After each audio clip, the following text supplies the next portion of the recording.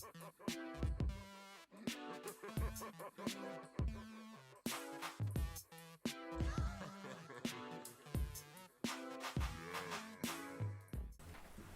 je vais vous présenter comment on utilise Zabbix aussi. Bon, finalement, c'est une utilisation très basique, mais si vous n'êtes pas allé en profondeur dans l'outil, ça vous permettra peut-être de voir un petit peu ce qui est possible de faire. Et puis, on va commencer par l'historique. Comment est-ce que le SIB est venu à Zabbix?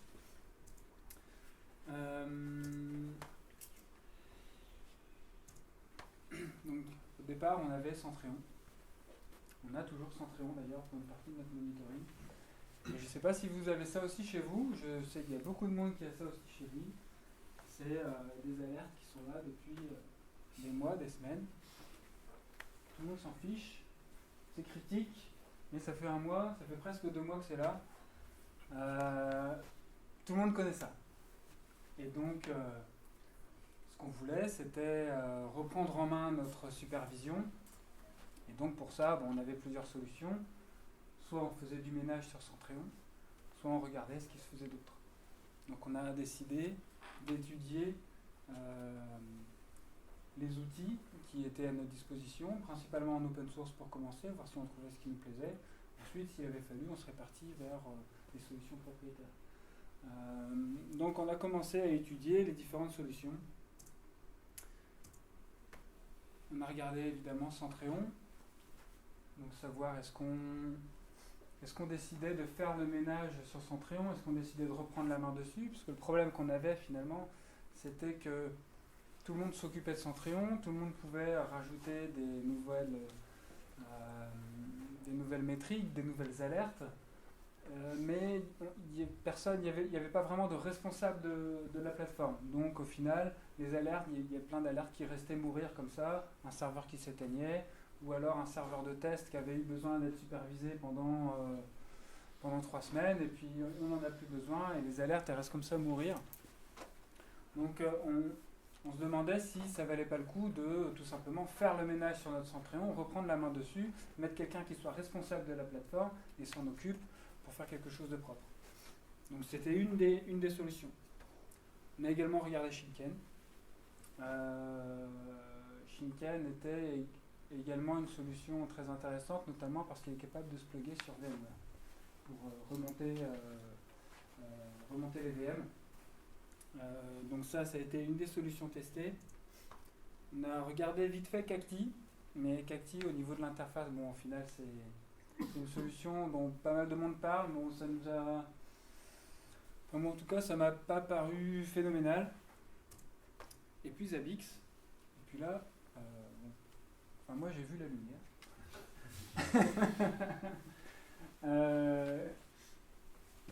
Dès qu'on a pris en main l'outil, la découverte automatique des VM, on a 1000 machines virtuelles chez nous. Donc s'il fallait rentrer tout à la main dans l'outil de supervision, c'est un petit peu compliqué. Donc Zabbix permet de remonter automatiquement les VM et de superviser de façon simple les VM sans même qu'on ait besoin de les déclarer. Donc on va pouvoir monitorer CPU, RAM, disque principalement, ainsi que, si ça vous parle sur les hyperviseurs, le CPU ready, donc savoir si la VM dispose d'assez de ressources et d'assez de temps CPU sur son hyperviseur. On a choisi Zabbix pour également la communauté grandissante, le nombre de plus en plus important de templates, de scripts, et donc en fait dès qu'on l'a déployé, on a tout de suite su que ce serait ça qu'on allait utiliser. Ça répondait vraiment à tous nos besoins. Donc la mise en œuvre, on a commencé par le mettre sur un serveur physique, un Dell PowerEdge R710, 4 cœurs, hyper threadé à 3 GHz, 32 Go de RAM. Ça marchait super bien. Par contre, c'était un petit peu overkill, parce que le serveur il s'ennuyait, et finalement on a eu besoin pour autre chose. Donc on a décidé de sortir Zabbix du serveur physique, et puis on l'a mis sur une VM CentOS, sur un ESX, avec du stockage vSAN, 4 vCPU, 16 Go de RAM. Et la VM, donc là c'est Ça, c'est un dashboard de Grafana, de monitoring de Zabbix, en fait, qui permet de voir l'état du serveur. Donc, on voit que ici, on a les queues de relevé de métriques, à savoir est-ce qu'il a beaucoup de pôles de métriques en attente dans sa file d'attente. Donc on a un maximum des pics autour de 200 en attente sur 5 secondes. Donc au final, les métriques arrivent dans un flux assez, en tout cas c'est assez lisse, donc pour nous ça nous convient. Et puis les process Zabbix ne dépassent pas les 60% ou les 50% de moyenne d'occupation. Donc le serveur fonctionne en tout cas de façon, on va pas dire qu'il s'ennuie, mais en tout cas il n'est pas surchargé. Je vais vous parler du monitoring. Et là, monitoring de notre cluster Galera MariaDB. Donc, un cluster qu'on a mis en place récemment pour remplacer un cluster MySQL.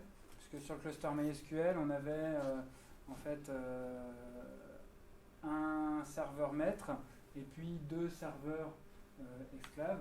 Et donc, si le serveur maître tombait, il fallait aller sur le proxy MySQL et lui dire le nouveau maître, c'est celui-là. Donc, il y avait une opération manuelle à faire, ça ne nous intéressait pas.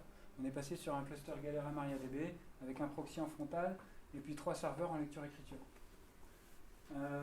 J'ai écrit un petit script en Python, ça a été l'occasion pour moi de me mettre au Python d'ailleurs. C'est génial, si vous voulez en faire, allez-y, c'est top. Parce que Python c'est génial parce que c'est rapide, on peut écrire ce qu'on veut, ça marche et ça fait ce qu'on veut, c'est top. Donc là l'idée c'était d'utiliser la notion de low level discovery sur Zabbix. Je ne sais pas si vous êtes tous au point sur la notion de low level discovery de Zabbix. Je te laisse passe pour expliquer ça. Donc les LLD en fait, low level discovery, c'est une des fonctionnalités vraiment importantes et qui fait aussi Zabbix que Zabbix sort du lot en fait. C'est que vous allez pouvoir, à l'aide de n'importe quel script aujourd'hui, bon c'est pas valable en 2.2, ça a été rajouté après, c'est qu'on a la possibilité donc, de découvrir automatiquement les file systems, les interfaces réseau de tout type de serveur, c'est ce que vous utilisez certainement aujourd'hui, mais ça a été étendu aussi à la notion de script, c'est-à-dire pouvoir générer un fichier, une sortie au format JSON, de sorte de récupérer une variable et sa valeur. Et donc, du coup, vous allez pouvoir envoyer à Zabbix ce couple-là sur des processus, sur des interfaces web, etc., etc. Et Zabbix, en fait, va récupérer ce JSON et le traiter et pouvoir enrichir les données dans Zabbix à l'aide de ce JSON-là. Donc, je prends un exemple, ça peut être, vous allez définir dans un fichier texte au format JSON tous les file systems que vous voulez superviser, vous, sur votre machine, par exemple. Ne pas se servir de la découverte des file systems, de dire voilà, sur telle machine, j'ai ça et ça qui m'intéresse, j'en ai une autre, c'est ça. Soit c'est trop compliqué, soit vous l'avez industrialisé dans votre script de déploiement de l'agent avec votre CMDB, de dire toutes les machines en fonctionnent comme ça, sur un autre template, ce sera comme ça, etc. Donc vous n'allez pas vous servir de la fonctionnalité native de Zabbix, mais détourner en utilisant la LLD avec vos propres scripts pour remonter en fait ce couple-là, clé et valeur, dans Zabbix.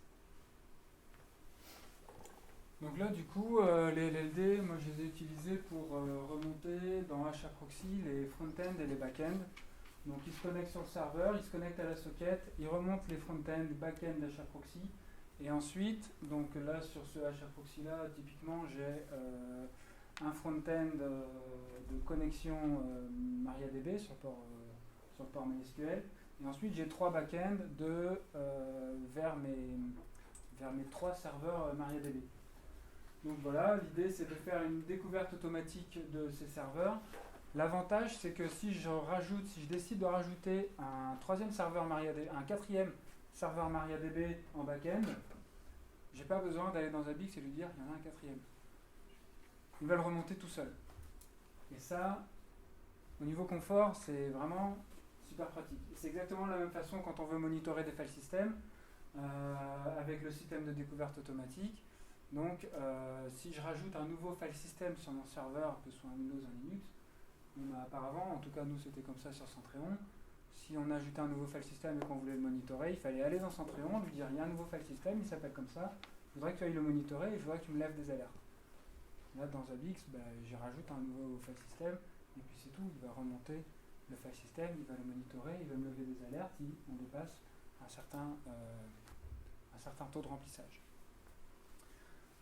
Et donc ensuite, donc ça c'est si jamais j'envoie une requête discovery sur mon script, je vais pouvoir remonter les front-end et back-end.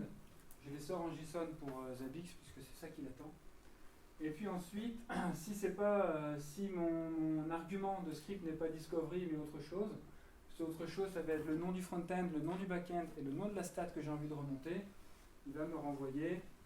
Il va sortir un dictionnaire et dans ce dictionnaire, je vais aller lui demander de me sortir juste le chiffre de la stat que je lui ai demandé. Après, voilà, ça c'est ma petite tambouille, quoi. Et pour que l'agent puisse traiter ce script, je vais dans le fichier de configuration de l'agent Zabbix sur mon serveur MariaDB Proxy. Et je lui passe juste cette petite ligne, user parameter, HAProxy étoile.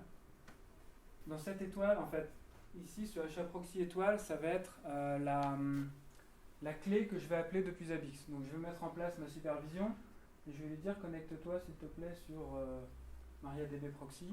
Et tu lui demandes la clé à l'agent Zabbix, tu lui demandes la clé HAProxy avec des valeurs, donc le nom du backend, le nom du frontend et le nom de la stat, ou juste discovery. Donc ça, ce sont les différentes valeurs que je lui ai demandées. Il peut y en avoir jusqu'à 3. Donc, à chaque script lancé, à chaque appel, il va lancer le script avec ici les 3 valeurs que je vais passer en argument dans cette petite case là avec l'étoile. Donc, du coup, je peux lui dire soit si je mets ici que discovery, j'aurai pas de $2, j'aurai pas de $3, j'aurai que un $1 discovery. Et si je lui dis le nom du backend, le nom du frontend, le nom de la stat, il va me donner les 3 arguments passés au script. Et donc je vais pouvoir comme ça remplir ma base avec les datas. Et ensuite je vais afficher un dashboard et puis relever des alertes évidemment avec les différentes valeurs qui sont remontées. De la même façon, on a fait la même chose pour Ceph. Donc là c'est une partie du script de monitoring Ceph. Découverte automatique, donc Ceph, pour ceux qui ne connaissent pas, c'est du stockage distribué. Donc on doit avoir, Pierre, on a combien de nœuds Ceph 12 nœuds Ceph. 14. Okay. 12 ou 14 nœuds Ceph, donc on a des données un petit peu réparties un peu partout. On a différents pools, différentes images RBD. Et on veut évidemment savoir quel est l'état général de notre cluster. Donc là pareil avec Zabbix, si je rajoute un nouveau pool, si je rajoute une nouvelle image, j'ai pas besoin d'aller lui dire que j'ai un nouveau pool, une nouvelle image à monitorer, il va les remonter tout seul. Et ça, c'est la ligne que j'ai passée dans mon fichier Zabbix agent.conf où je lui dis ceph.étoile avec toutes les différentes métriques que je peux lui demander. Donc sans ce petit caractère étoile là, mon fichier user parameter il ressemblerait à ça. Pour chaque valeur que je voudrais remonter, il faudrait que je lui dise je veux ceph.recovering, tu me lances opt status.sh recovering. Donc ça c'était l'ancienne version c'était la toute première version du script que j'avais trouvé sur GitHub, un gars qui avait développé ça. Donc moi j'ai décidé de mon côté de réécrire le script en Python parce qu'on avait des problèmes de performance et les valeurs ne remontaient pas assez vite. Et donc on tombait en timeout au niveau de Zabbix, et donc les valeurs n'étaient pas remontées suffisamment rapidement. Et une fois qu'on a relevé toutes ces métriques, on va essayer d'afficher tout ça dans Grafana. Grafana, c'est un outil de tableau de bord que je vous invite vraiment à étudier. C'est parce que le problème, en tout cas moi je trouve avec Zabbix, c'est que les tableaux de bord ne sont pas assez paramétrables. On ne peut pas avoir tout ce qu'on veut. Enfin, et je les trouve pas sexy.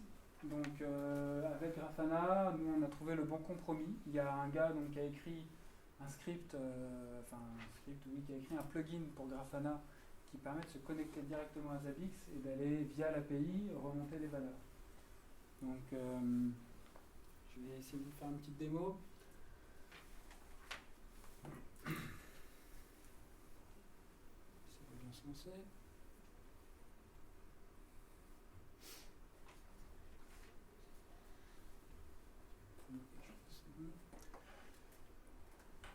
Donc voilà, par exemple, pour MariaDB Galera, voilà le genre de dashboard qu'on peut remonter. Donc on voit, notre cluster Galera contient une 20 ou 25 bases de données à peu près sur des services internes. J'ai l'état de mes 3 back-end. Est-ce que mon front-end est open sur mon proxy MariaDB? Il est open. Est-ce que mes back-ends sont up? Tous mes back-ends sont up. Et puis là, on voit le nombre de connexions sur le serveur HAProxy. Et on voit bien à partir de 8h, 8h30, ça commence à augmenter. Et puis on arrive quasiment à 5000 connexions sur le cluster de base de données. Et puis bon, ensuite, c'est différentes métriques que nous, ça nous intéresse d'avoir pour suivre le fonctionnement de notre cluster MariaDB. Donc, avec Zabbix, pour faire ça, c'est compliqué. Là, avec Grafana, ça va très très vite. Il m'a fallu à peu près 2 heures pour construire le dashboard, sachant que, évidemment, toutes les métriques étaient déjà dans Zabbix.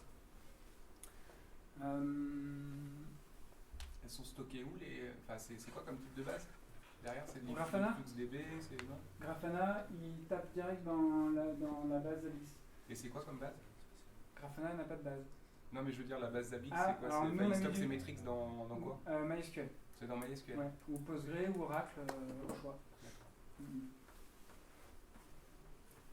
Et il y a une amélioration qui est en cours de développement pour le plugin où il va pouvoir mettre des valeurs en cache pour taper un peu moins souvent dans la base de Zabbix. On a également utilisé qu'est-ce que je pourrais vous montrer là, c'est sympa. Et les PDU aussi. Ouais.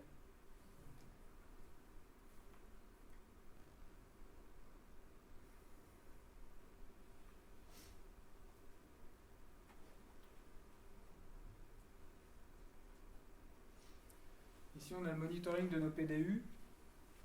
Donc rangée 1, armoire 1, 2 PDU évidemment dans l'armoire pour la redondance, rangée 1, armoire 2, 3, 4 et 5. On connaît l'état de multiprise. L'idée avec ces graphes, c'est de pouvoir savoir si la répartition électrique sur nos PDU est à peu près équivalente. Parce que chaque PDU est branché sur une phase différente. Nous, ce qu'on veut, c'est équilibrer nos phases. Et donc, avec ce dashboard, on voit rapidement dans quel état on est. Est-ce que, par exemple, ici, éventuellement, ça pourrait être pas mal de reporter un petit peu plus de charge sur celui-ci. Mais bon, dans l'ensemble, tout est vert, c'est pas trop mal. Et puis, on a également la consommation électrique en kVA qui est ressortie en faisant la somme de la consommation en kVA de chaque PDU. Donc ça, évidemment, c'est pareil, hein, toutes les valeurs sont remontées par Zabbix et puis on fait la somme.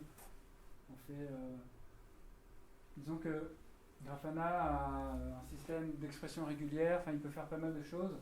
Au départ, ça a l'air très simpliste, et puis quand on pousse dedans, on peut tomber sur des choses un petit peu compliquées, mais en tout cas, c'est très très puissant. T'as pas un exemple où il y avait un déséquilibre sur les... On dirait qu'il n'y a plus en fait. Sur les dernières R3 ou R4 peut-être.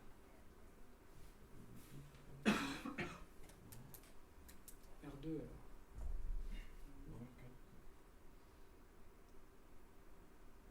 Il n'y a plus de déséquilibre. R4.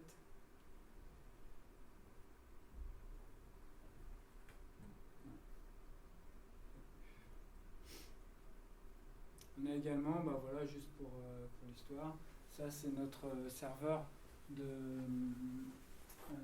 Ça, ce sont nos deux serveurs pour la gestion des tickets au CIB, pour nos clients externes. Donc on a l'état du serveur. Ça permet au CAS, par exemple, s'il voit qu'ici il commence à y avoir, le CAS c'est notre centre d'appel et de support, s'il commence à voir ici, donc là on voit à partir de 8 heures les connexions commencent à augmenter, s'il voit qu'il commence à y avoir un gros pic dans le nombre de connexions, ils savent qu'il va y avoir un grand nombre de tickets qui risque d'arriver, donc ils peuvent un petit peu mieux se préparer. Donc, il y a une partie, c'est le cluster, c'est le serveur Apache, enfin c'est même pas Apache, c'est 2IS, et l'autre c'est la base de données, non pas MySQL, mais SQL Server. Voilà, je pense que j'ai fait le tour. Tu peux montrer un dashboard Ceph de Grafana et le même chez Ah oui, tiens, en on peut Zabbix. faire ça, ouais. On a les deux.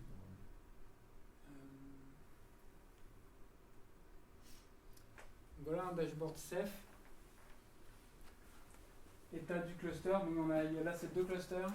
L'état du cluster, les taux de lecture et d'écriture, et puis l'état du cluster sur les PG et combien de PG sont dégradés. Donc ça c'est vraiment des données qui sont spécifiques à Ceph. Et ici sur les Ceph triggers là, donc c'est le panneau développé par le mec qui a fait le plugin pour Grafana, qui peut afficher les triggers directement dans Grafana. Donc ça c'est vraiment, donc c'est vous qui avez payé le développement, c'est ça. Et ça c'est vraiment génial parce que du coup la page en fait se met à jour automatiquement. Alors ici c'est pas le cas, mais dans Grafana je peux lui dire de faire un refresh de la page toutes les 5 secondes, 10 secondes, toutes les minutes. Donc moi chez moi en fait en général j'ai toujours mon petit PC portable là, j'ai donc deux écrans, mon petit PC portable avec mon dashboard Grafana et avec un refresh toutes les minutes, comme ça j'ai mon monitoring sous les yeux en permanence. Et donc l'avantage d'avoir comme ça les triggers directement dans Grafana, c'est que j'ai pas besoin d'aller mettre le nez dans Zabbix, sauf si c'est pour faire du paramétrage. Voilà. Une autre fonctionnalité dont j'ai pas parlé de Grafana, avant de vous montrer sur Zabbix le même dashboard, c'est les playlists. Donc ça c'est... je sais pas si tous les dashboards sont ok, mais le système de playlist en fait, c'est notamment pour les écrans.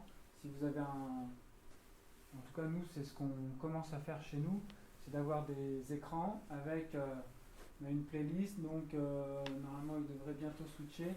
On peut lui donner une liste de dashboards à afficher l'un après l'autre avec un timer entre chaque dashboard.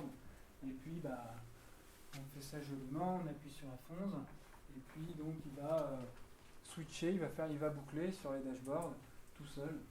Et donc ça c'est, je sais pas pourquoi il ne switche pas, peut-être que je l'ai mal paramétré. Mais en gros tout seul, j'ai dû mettre le chrono un petit peu long, mais tout seul il doit switcher. Là j'ai l'état de mes clusters LSX. C'est que la qualif qui est en warning, donc c'est pas grave. Heureusement. Etc. Ça c'est le cluster Nutanix avec voilà, différentes informations qui sont remontées, pareil, les nombres d'opérations par seconde, la latence sur le cluster, la bande passante. Ça c'est l'état de l'utilisation du stockage sur Nutanix et l'état des serveurs ESX, est-ce qu'ils sont up ou pas. Bon voilà, ça c'est une fonctionnalité qui est hyper intéressante, notamment toujours pour le CAS chez nous qui l'utilisent. Ils ont un écran et puis ils ont les dashboards qui tournent pour voir dans quel état se trouve le site dans son ensemble, dans quel état se trouve le data center, et si jamais ils reçoivent des appels, ils peuvent voir rapidement s'il y a un problème ou pas, et ils peuvent répondre plus facilement à nos clients. Et donc je vais vous montrer l'équivalent du dashboard Ceph sur Zabbix.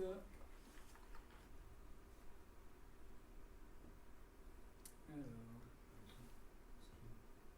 c'est où déjà? Monitoring, screen. Ceph.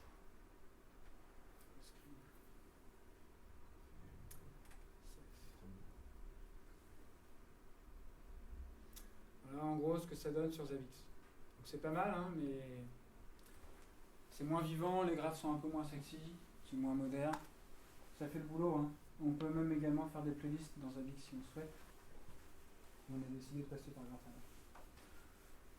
Voilà, j'ai terminé ma présentation, j'espère que ça vous a plu. Des questions? Et si vous avez des questions? La base MariaDB est sur le même serveur que Fontaine Zabbix? Non. Ah oui, si, là, alors, sur...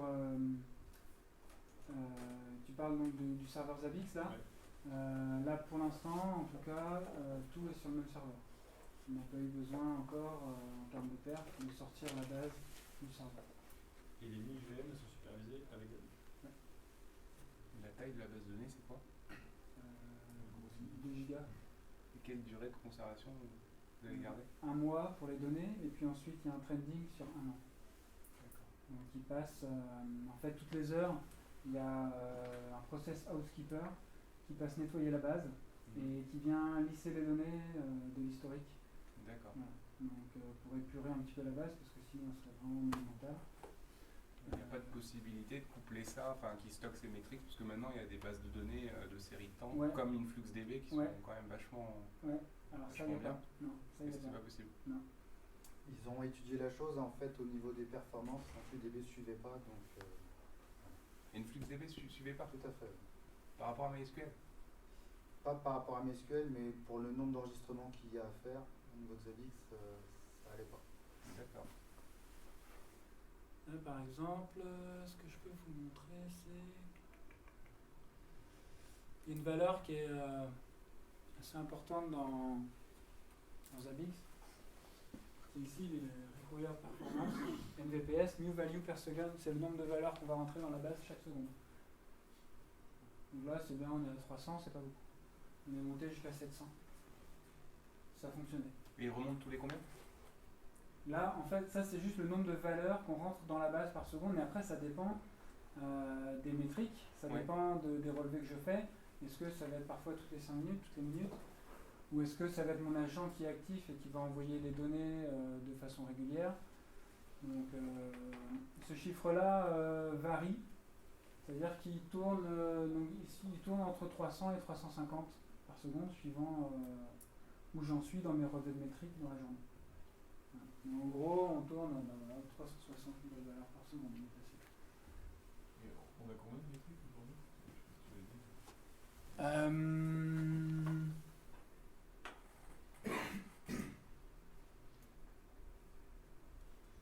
Donc aujourd'hui, nous avons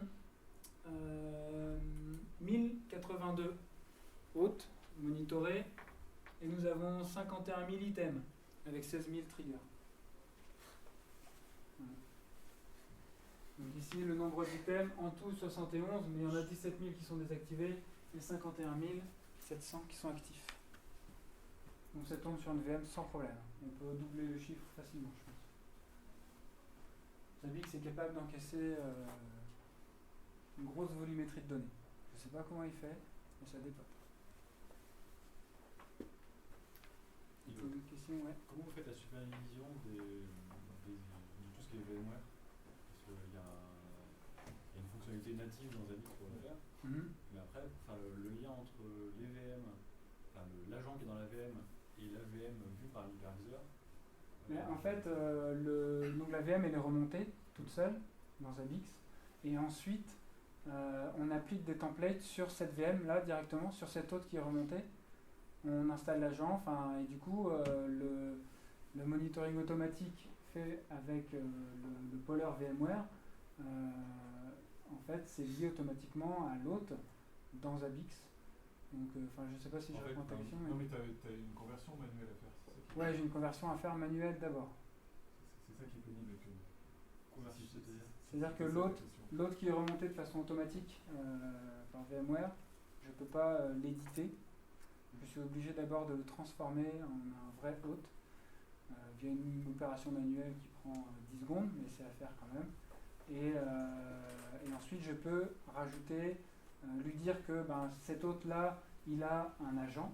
Cet hôte-là, il a également une interface SNMP.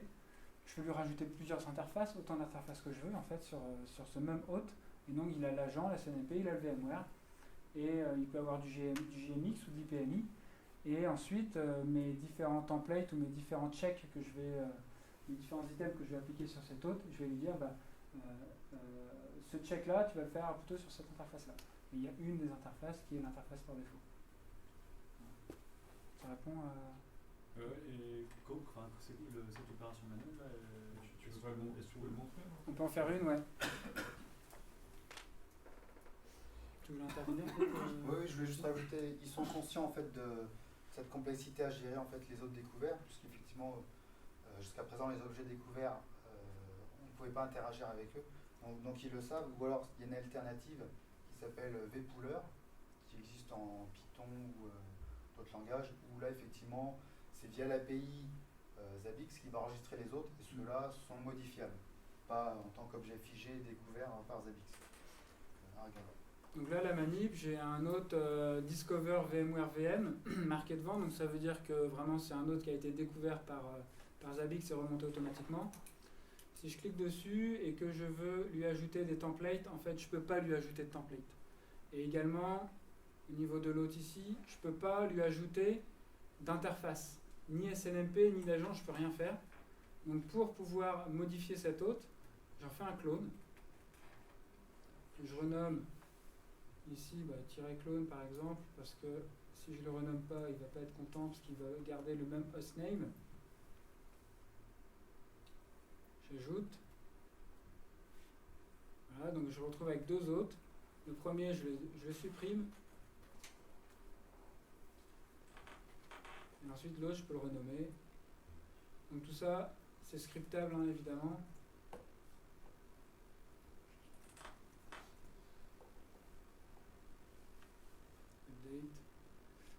Et maintenant, je peux lui ajouter dans Hôte. Ici, voilà, je peux lui ajouter une interface. Voilà. Donc ça, c'est une opération qui est un petit peu rébarbative à faire. Elle se scripte via l'API Zabbix. Donc nous, on ne l'a pas fait parce que on ne voulait pas remonter, on ne voulait pas ajouter d'agents sur tous nos serveurs, notamment tout ce qui est qualif, test, parce que ce qu'on veut éviter, c'est de retrouver l'écueil qu'on a eu avec Centréon, où tout était monitoré, et on se retrouve avec trop de choses monitorées, et quand la qualif tombe en carafe et que tout le monde s'en fiche, et qu'on vous dit il faut quand même laisser l'alerte en warning devant, parce que comme ça on sait que c'est en carafe, bon, moi ça ne me va pas, donc je préfère ne pas monitorer les tests à la qualif, et quand ça tombe, c'est pas grave. Voilà. En tout cas, c'est mon point de vue. Avez-vous d'autres questions? Est-ce que vous pouvez ressortir les alertes de Zabbix pour un affichage aux utilisateurs sans qu'ils aient à se connecter sur Zabbix sur un autre système? Grafana par exemple, qui affiche les alertes. Ouais. Sans parler de Grafana non plus, un truc un peu plus visible pour des utilisateurs non en fait, on peut ajouter autant d'actions qu'on veut quand une alerte est déclenchée. Ouais. Donc l'alerte, je peux l'envoyer vers ce que je veux. RabbitMQ, InstackELK, l'alerte, je l'envoie où je veux. Nous, par exemple, ce qu'on a fait, c'est une alerte élevée, on envoie un message sur Jabber. Si au bout d'une heure, personne n'a acknowledgé l'alerte, il y a un ticket qui est ouvert dans GLPI. Voilà. Et ça, c'est pas mal. Et si l'alerte si l'alerte n'existe plus, si l'état est revenu normal, il y a également un script, une action automatique qui va aller fermer l'alerte dans GLPI. Voilà. Ce genre de choses qu'on peut faire. Et il est capable en montrer Zabbix d'avoir de récupérer d'alertes d'autres systèmes pour pouvoir centraliser tout au même endroit? Ouais, je pense, ouais. Tu pourrais le scripter, oui, avec un Zabbix Sender, d'aller prendre de la donnée externe et de la pousser dans Zabbix, oui, tout à fait. Ouais, en fait, tout est faisable, quoi. C'est très modulaire, on peut tout faire. Alors attention, après, c'est pas une solution d'hypervision, en fait. Quand tu parles de concentrer toutes tes différentes solutions de supervision ou autres au sein de la même solution, mais tu vas pouvoir effectivement rediriger des outputs d'autres solutions dans Zabbix, mais ce ne sera pas non plus l'hypervision attendue. Ils tendent vers cet objectif-là avec la corrélation globale, la corrélation d'événements, les tags, etc. Mais ce n'est pas le but de cette solution. Enfin, pour aujourd'hui, peut-être qu'après ils sortiront un module qui fera ça, mais pour l'instant, on ne sait pas. Il y a un truc qu'elle a mis en place récemment et qui est quand même vachement bien, c'est tout ce qui est calcul d'indicateurs, et notamment sur la sauvegarde. On a mis en place une alerte sur la sauvegarde quand les sauvegardes sont pas correctes depuis, je ne sais plus combien de temps tu as mis avant. En fait, ce que j'ai fait, c'est que, on le voit ici, là, il y a pas mal de backups en erreur. J'ai créé un script sur le serveur de sauvegarde qui vérifie l'état des sauvegardes sur les 5 derniers jours, s'il y a 3 backups en erreur, et si le dernier backup est en erreur, je lève une alerte. Donc, ça évite de se retrouver noyé dans des alertes s'il y a juste une sauvegarde qui est en erreur ponctuellement. C'est pas grave et ça ne nécessite pas forcément de lever une alerte à ce niveau-là. L'alerte sera présente dans le logiciel de sauvegarde et restera à cet endroit-là. Si je peux rajouter, justement, c'est grâce aux expressions des triggers, en fait, où là, cette fonctionnalité est plus facile de dire, voilà, dans les 5 derniers jours, si j'ai 3 alarmes et la dernière est aussi en alerte, alors je vais déclencher en fait l'événement de type erreur. Avec du Centréon, ça va être difficilement faisable, ou d'autres solutions, en fait. C'est vraiment propre à Zabbix, où vous avez, c'est carrément une fonction mathématique qui va pouvoir évaluer tous les éléments que vous lui donnez, et si ou ça, etc. Et vous allez pouvoir en plus cumuler, dire, si par exemple j'ai un autre service qui est en erreur et un autre en erreur, alors moi je veux effectivement être alerté que j'ai différentes options au sein d'une même alarme qui sont en erreur. Tu l'avais avec le CPU Ready, Ouais. je sais pas si tu l'as. il y a un item notamment dans Zabbix, parce que tout n'est pas que SNMP ou Zabbix Agent ou Trapper ou JMX ou IPMI. Il y a plein d'autres items, et notamment il y a les items calculés, donc, où on va prendre des valeurs de plusieurs items différents. Et sur cet item calculé, on va lui dire tu prends ces valeurs-là, tu fais tel calcul avec, et si le résultat de ce calcul est supérieur ou inférieur à telle valeur, tu lèves une alerte. J'ai pas besoin de scripter le calcul de la valeur quelque part pour relever l'info. Zabbix est capable lui-même de faire ce calcul. Je vais essayer de retrouver ça dans le template si j'arrive à mettre la main dessus. Je sais plus trop où c'est.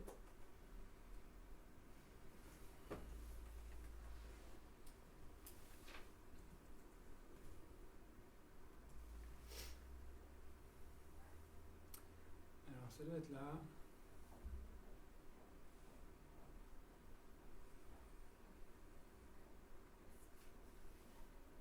CPU Ready, c'est là.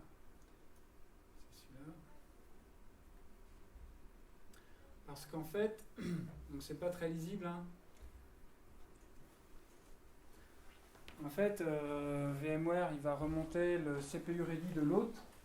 Le problème c'est que ça va être une valeur fixe qui ne va pas prendre en compte le nombre de CPU qu'il y a sur l'autre en question, sur la VM. Donc on a créé un item qui est de type calculated et on lui dit tu prends le CPU ready de l'autre que tu divises par le nombre de CPU de la machine. Voilà. Et donc tu me fais un pourcentage avec tout ça, et si ce pourcentage est supérieur à... Donc ça c'est juste l'item, mais ensuite il y a le trigger qui va avec. Si ce pourcentage est supérieur à telle valeur, tu me lèves une alerte, j'ai un problème de CPU ready sur mon autre, et mes VM n'ont pas assez de temps processeur pour elles. Si je peux donner un exemple, du coup on parlait tout à l'heure de découverte, on aurait pu scripter en fait la découverte du nombre de CPU et de dire je crée un item qui va tenir compte de la valeur de CPU qui est retournée par le JSON, et en fait automatiquement ajuster en fonction du nombre de CPU de telle machine le paramètre en fait CPU ready du serveur. C'est une autre question.